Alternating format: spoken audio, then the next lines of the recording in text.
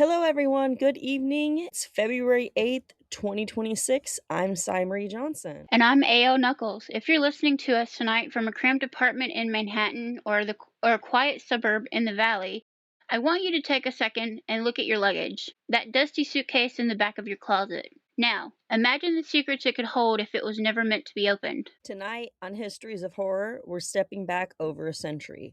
We're leaving the Oregon mist behind and heading into the sweltering, crowded streets of New York City, 1909. This was the Gilded Age, a time of massive wealth, opulence, and strict social hierarchies. But as we always say on this show, the thicker the gold leaf, the darker the rot underneath. We're talking about Elsie Sigel. This wasn't just any girl. 1909, the name Sigel carried the weight of the Union Army. Her grandfather was General Franz Sigel, a man with statues built in his honor. To the public, Elsie was the angel of the slums, a devout missionary girl who spent her days bringing the gospel to the heathen corners of Chinatown. But the reality was far more tangled. Elsie Sigel was living a double life, one foot in the high society parlors of the Upper West Side and the other in the neon flicker and the opium-scented back rooms of 8th Avenue. To understand why this case paralyzed New York,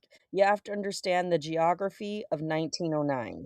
Chinatown wasn't the tourist destination it is today. It was a no-go zone for respectable white society, portrayed by the yellow journalism of the time as a labyrinth of secret tunnels, white slavery rings, and vice. And yet, young socialite women like Elsie Sigel flocked there. Why? Because missionary work was the only socially acceptable way for a highborn woman to have an adventure. It gave them a pass to enter a world that was dangerous, exotic, and to be blunt, deeply alluring compared to their stiff Sunday brunches. Elsie was 20 years old. By all accounts, she was striking, headstrong, and perhaps a little bored. She started teaching English at a mission on 31st Street. That's where she met Ling, also known as Chu Gain. Leon wasn't the villain the papers later made him out to be.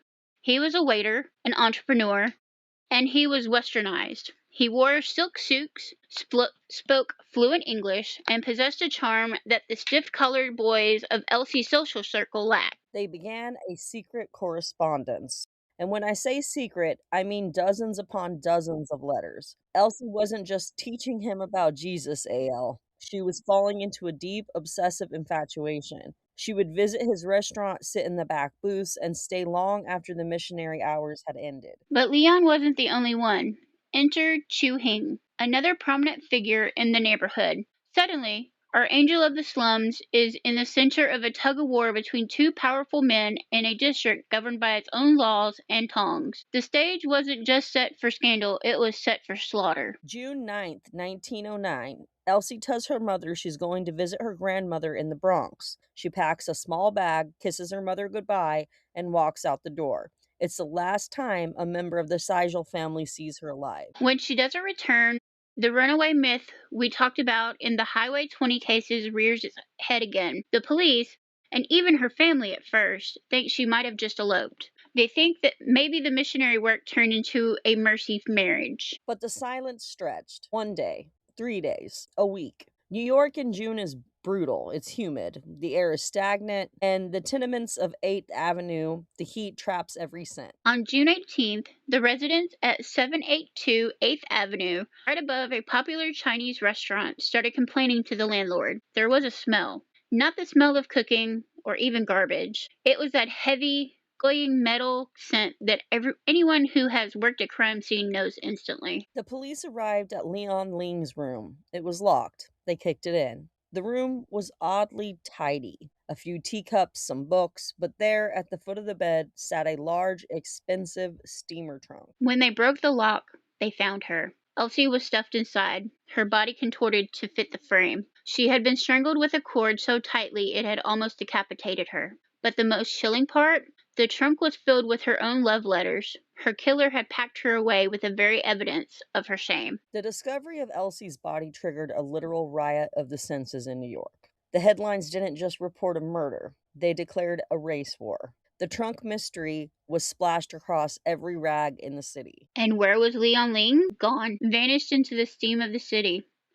The NYPD launched a manhunt that reached all the way to the West Coast. They arrested every Chinese man who vaguely resembled the description of Leon Ling. It was a dragnet of pure desperation. They found over 35 cases of letters in that room, and this is the part that blew the lid off the city. The letters weren't just from Elsie. Leon Ling had been receiving love notes from dozens of other high society women who were supposed to be missionaries. The angel of the slums was dead, and the pure women of New York were suddenly exposed as being human, flawed, and searching for connection in places their parents forbid.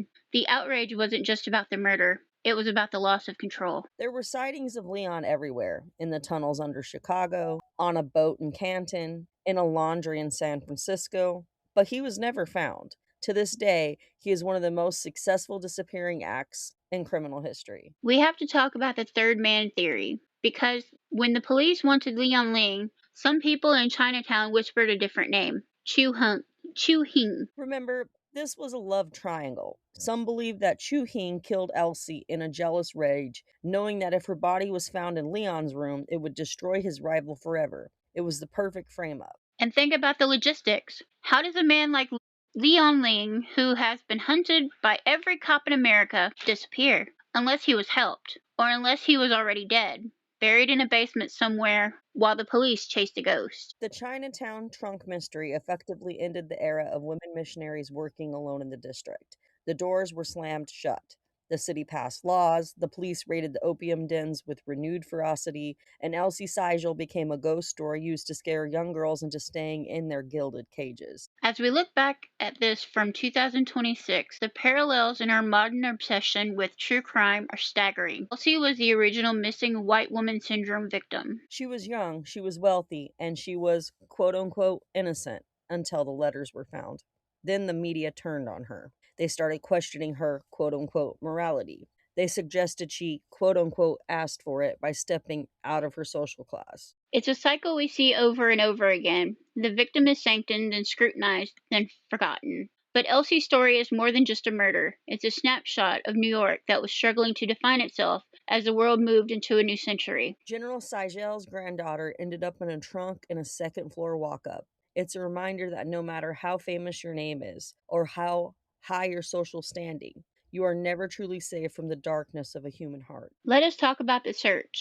The police commissioner at the time basically told his men, do not come back without Leon Ling. They launched a dragnet of the likes of which Manhattan had never seen. They raided every laundry, every basement, and every gambling den from Mott Street to Pell Street. They arrested over 500 Chinese men in a single weekend. The criteria for arrest looking like Leon, which in 1909 meant any man with black hair and a silk coat. But Leon was smart, or he was lucky, or as some suspect, he had friends in very high or very low places. The police tracked him on a train station in Newark. They thought they saw him in Chicago, then a sighting in a San Francisco noodle shop. But Leon Ling was a ghost. He had a head start of nearly 10 days because the Sigel family was too worried about their reputation to report Elsie missing immediately. Let that one sink in. By the time the trunk was open, Leon could have been halfway across the Atlantic or tucked away in a protected cellar right under the cops' noses. Think about the logistics of 1909. No fingerprints on file, no digital surveillance. If you could change your hair and move to a different city, you could become a different person, a new person. Leon Ling did not just escape. He performed one of the greatest vanishing acts in criminal history. AL, we have been talking about Leon Ling as the killer because it is his room and his trunk, but we have to look at the third man theory. We have to look at Chu Hing. Chu Hing is the forgotten suitor in this tragedy. He was a wealthy merchant, a man of standing in Chinatown, and he was also deeply obsessed with Elsie. Some reports suggest he even proposed to her and had been rejected. Now think about the crime scene. If you are Leon Ling and you kill your lover, do you put her in a trunk in your own room? Do you tie it up with a cord and leave it there for 10 days while the June heat does its work? And most importantly, do you leave 35 cases of love letters addressed to you right next to the body? It doesn't add up. It is almost too perfect. The third man's theory suggests that Chu Hing, either out of jealousy or to eliminate a business rival, killed Elsie elsewhere, transported the body to Leon's room, and planted the letters to ensure Leon would be hunted by the mob. It is the ultimate setup. In the chaos of 1909, Chu Hing knew the police would not look for a complicated truth, they would look for the easiest target. By the time anyone questioned the third man, Leon Ling was gone, and the case was functionally closed in the eyes of the public. As we often talk on Histories of Horror about how modern technology would have solved these cases in an hour, but in 1909, the science of murder was basically just vibes and guesswork. They did not have special lights to find blood splatter. They did not have fiber analysis. The coroner back then was often just a guy with a medical degree who showed up, looked at the body, and made his best guess. In Elsie's case, they could not even agree on the exact time of death. Was it the night she disappeared? Or had she been kept alive for days in a den of a vice like the newspapers claimed? That lack of scientific certainty allowed the media to fill in the blanks with the most horrific fantasies imaginable. It is the fog of Newport all over again, just in a different century. When you do not have facts, you have folklore. And the folklore of Elsie Sigel was designed to keep women afraid. It was designed to tell them if they stepped outside their designated zones, the monsters would get them. The real horror is not just the cord around Elsie's neck. It is the fact that her death was used as a tool of terror against the entire community. The trunk was not just a coffin for a girl, it was a coffin for the truth. As we wrap up this look at 1909, we have to ask, was there ever justice for Elsie? Her family certainly did not think so. Her mother,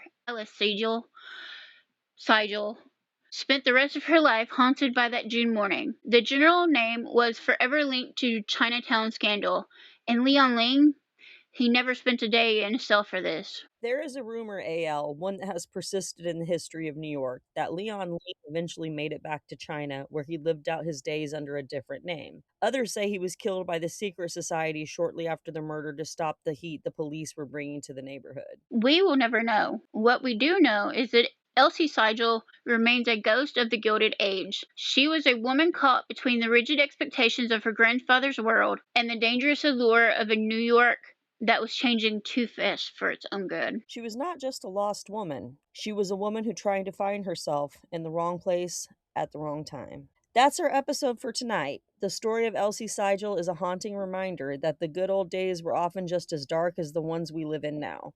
The Gilded Age was only gold on the surface. Underneath, it was often lead and blood. We're heading south for our next episode. We'll be looking at the 1998 tragedy of Jeffrey Hutchinson in Crestview, Florida. It's a case that blurred the lines beneath the frantic 911 call and a crime-bloodied crime scene, leaving a small town questioning everything they knew about their neighbors. Also, we've noted those of you asking for more horror stories and admit we've been focused on true crime since we came back. Worry not, though, we've got lots of entertaining and spooky paranormal topics being scheduled for a later date. Until then, keep your secrets close and your doors locked. Keep an eye on the history behind you, and remember, there's horror in all our histories. Have a good night. Yep.